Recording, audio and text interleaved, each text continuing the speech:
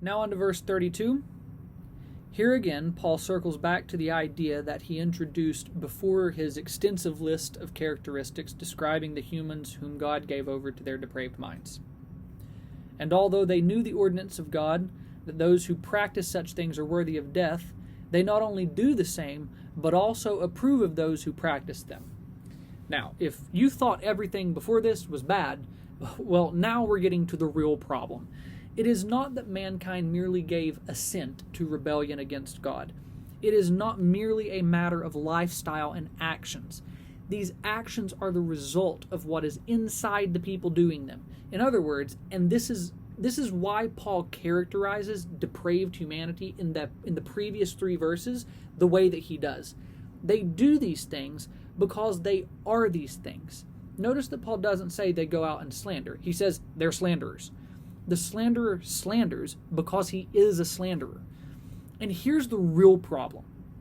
Not only do they embrace what they are, they begin to teach that what they are is godly and begin to approve of those who practice them.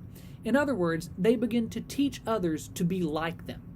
And now we're getting to the real crisis of Romans, the crucial issue being addressed in the book.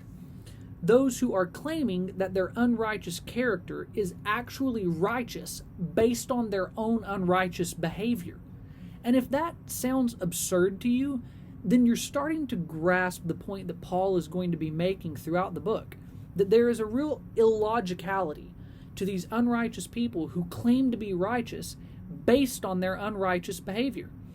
They are pointing to their actions, which are unrighteous to begin with, because they themselves are unrighteous, and using that to then justify themselves as being righteous before God, despite the fact that God has made it very clear what it takes to make one righteous with Him, and that is from faith.